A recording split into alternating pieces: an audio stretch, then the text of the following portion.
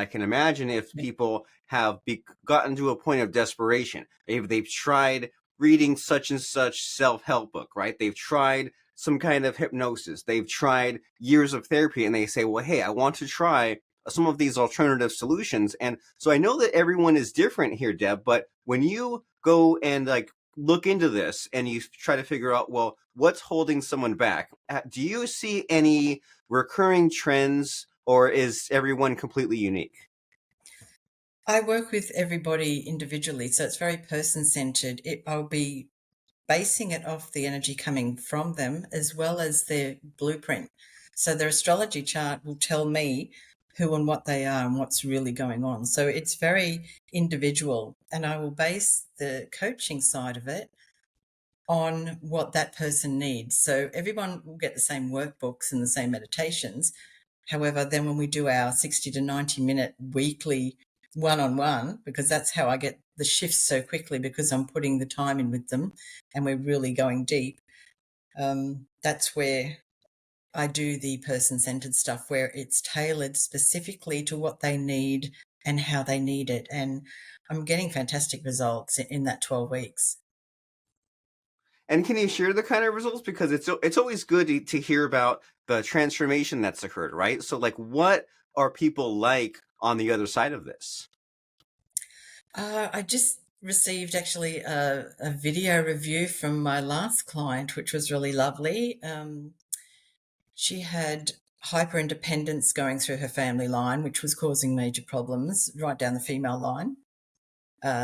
She was a people pleaser, wasn't standing in her power at all, was having a lot of conflict with family, the partner's family. Had another one who was having a lot of health issues and hated herself, another one that had tumours on her liver. She was having some sort of experimental treatment, but after 5 weeks of working with her, 2 of those 3 tumours were gone. It was just like, wow. It's literally what I'm doing is facilitating information and guiding them in how to heal themselves, because the body is soft technology. We're a biological machine that has been created to sustain itself if we know how to do that. But we've only been programmed and taught how to be in the negative, everything that keeps us limited and stuck. So now it's time for everybody to unlearn and relearn.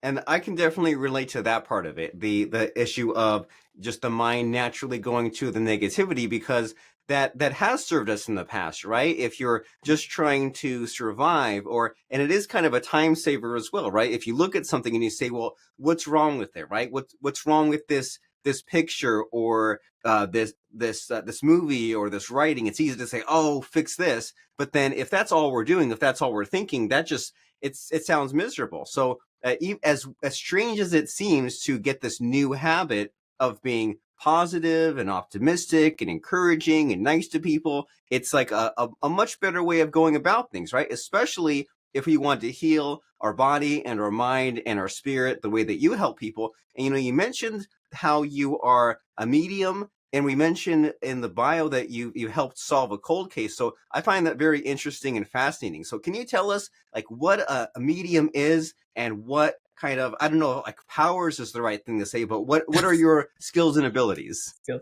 A medium is somebody that's come through extremely energetically sensitive, who can pick up on vibrations and other energies that are not in a body now. I suppose that's the easiest way to explain it. So when I kind of fell into that, I was originally mentored by a police medium years and years ago. She was my first mentor that showed me how to get rid of the chronic fatigue syndrome that I had in my body. I was very, very ill. And she showed me how my belief systems, my thinking, my past trauma that I was stuffing down into all my organs, that literally was eating away at my body. It was making me very sick. And she explained it as being like mud. So she was the one that taught me how to remove that and get over chronic fatigue without having to have other interventions. So I was working for the council and I was supporting young mums in helping them with their new babies, especially young mums that were left on their own. There was no, the father wasn't around.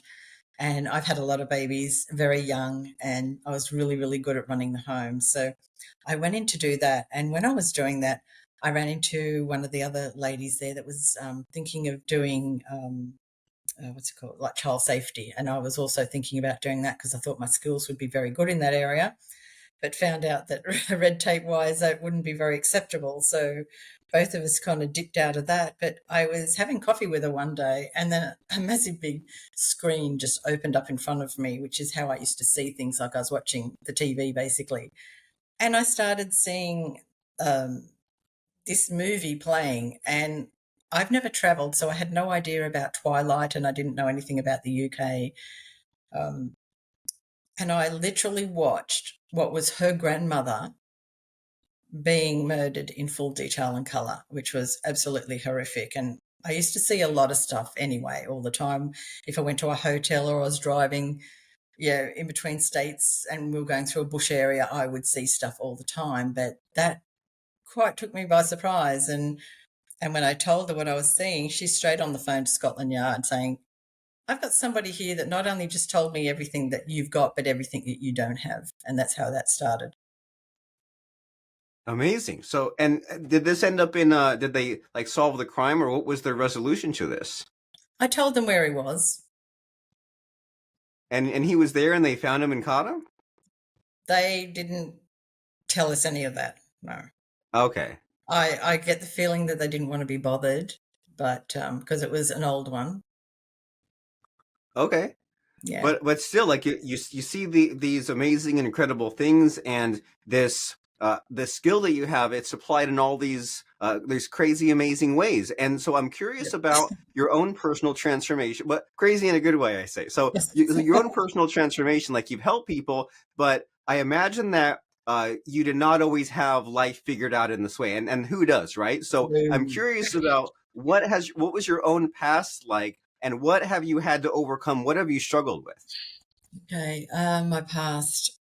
Well, as you can imagine, growing up with my abilities in the 60s and was not that acceptable. So I was the weirdo, and there was really no one to talk to, and it isolated me. So I spent a lot of time alone. I felt not okay. And that created programs about me not being enough.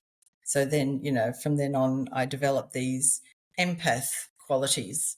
So we're not born an empath; we develop them. It's like we're trying to get a need met. It's the people pleaser of you do whatever everyone else wants, and then they'll like you. But it backfires. It doesn't really work energetically. So it was very, very hard.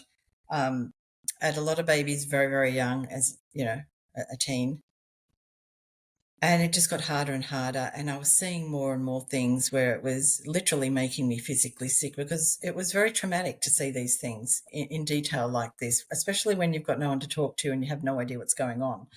So you're dysfunctional, you're not getting any sleep, you're married to dysfunction, everything is just a total nightmare. And then out of the blue comes mentors to start pulling you out of that. And I was pretty messy. So it took a lot of work. I would study for hours of a day, and then I'd be up till midnight every night working on me with all the stuff I had from my mentors to try and straighten out my programs, because they were so deeply ingrained in me.